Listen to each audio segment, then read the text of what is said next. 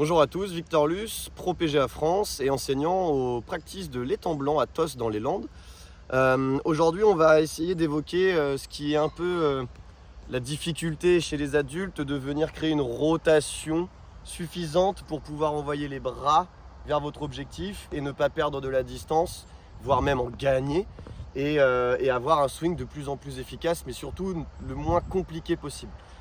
Premier petit exercice.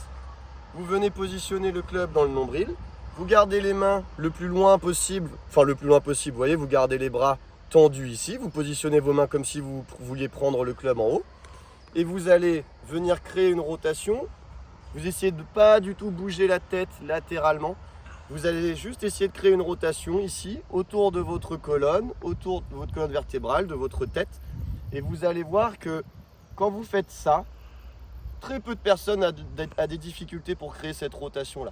Par contre, quand on va venir dans la dynamique et taper une balle, qu'est-ce qu'on va voir souvent? Clac! Ici, la rotation s'arrête, le bras gauche se soulève et du coup, on n'a pas du tout cet envoi des bras vers la cible. Donc pour la rotation, vraiment ce petit exercice, essayez de comprendre ce qui se passe sous vos pieds. Sous vos pieds, votre poids du corps, forcément, évolue, bouge sous vos pieds parce que vous êtes en train de créer une rotation. Donc si vous comprenez ce qui se passe sous vos pieds, vous allez vite comprendre ce qu'est la rotation au golf. Donc petite rotation ici, clac, n'hésitez pas à venir soulever le pied droit à la fin du mouvement. Hop, et là vous allez vite comprendre ce qui se passe sous vos pieds, c'est la base, c'est la clé de cet exercice-là. Deuxième petit exercice, pour vous obliger à lancer plus facilement les bras vers la cible, vous prenez deux clubs. Forcément, ça va être plus lourd. Donc, vous allez voir que quand vous allez venir monter le club, pour beaucoup de personnes, ça paraît lourd.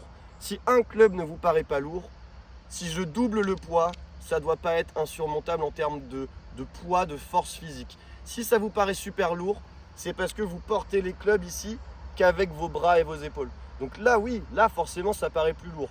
Si je viens créer une rotation, vous voyez ici, je tiens mes clubs grâce à mon dos et pas grâce à mes bras et à mes épaules. C'est vraiment mon dos ici qui vient forcer et tenir les clubs dans cette position-là. Donc pourquoi rajouter du poids? Pour le laisser beaucoup plus facilement, hop, passer de l'autre côté. Vous allez voir, si c'est pas encore assez lourd, vous pouvez prendre 3 clubs. Ou vous en gardez 2, mais vous rajoutez peut-être un peu de poids au bout. Une serviette, peu importe.